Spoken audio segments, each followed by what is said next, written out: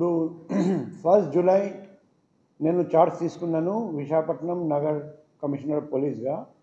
ఆ రోజు నుండి నేను ప్రతి పోలీస్ ఆఫీసర్కి చెప్తున్నాను, మన నగరంలో రౌడీ షీటర్ జైలు బయట తిరగడానికి లేదు. రెండే మార్గాలు ఉన్నాయి. ఒకటి, రౌడీ షీటర్స్ అందరూ జైలు లోపల ఉండాలి, లేకపోతే జిల్లా బయట ఉండాలి. లేకపోతే వాళ్ళు ఇష్టం ఉంటే పాడిపోవచ్చు కూడా, కానీ బహిరంగంగా తిరగడానికి వీల్లేదు. అందుకే రౌడీ షీటర్స్ అందరి మీద ప్రివెంటివ్ డిటెన్షన్ ప్రపోజల్ పెట్టి లోపలికి పంపిస్తున్నాం. వాళ్ళు ఏదైనా ఆఫెన్స్ చేస్తే అరెస్ట్ చేసి జైలు పంపిస్తున్నాం.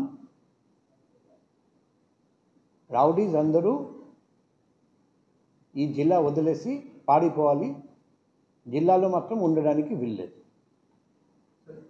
ఇల్లీగల్ యాక్టివిటీస్ ఏదైనా పాల్గొంటున్న పరిస్థితులు అయితే మనకు కనిపిస్తున్నాయి. వాళ్ళ ఎటువంటి సీరియస్గా తీసుకునే అవకాశం ఉండొచ్చు. రౌడీస్ ఎవరైనా చిన్న తప్పు చేసినా మేము కేసు కట్టి అరెస్ట్ చేసి జైలు పంపిస్తాం. డిజర్వింగ్ క్యాండిడేట్స్ మీద జిల్లా బహిష్కరణ ఇది కూడా ఆర్డర్ కూడా పాస్ చేస్తాం.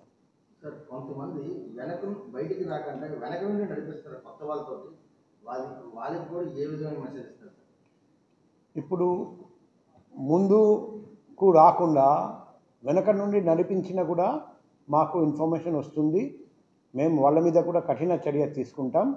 ప్రజలకు కూడా నేను విజ్ఞప్తి చేస్తున్నా, అటువంటి రౌడీస్ ఎటువంటి క్రిమినల్ కాన్స్పిరసీ చేస్తే వెనక నుండి నడిపిస్తూ ఏదైనా ఆఫెన్స్ కమిట్ చేస్తే మా పర్సనల్ ఫోన్ నంబర్ మీ అందరి దగ్గర ఉంది. 7995095799.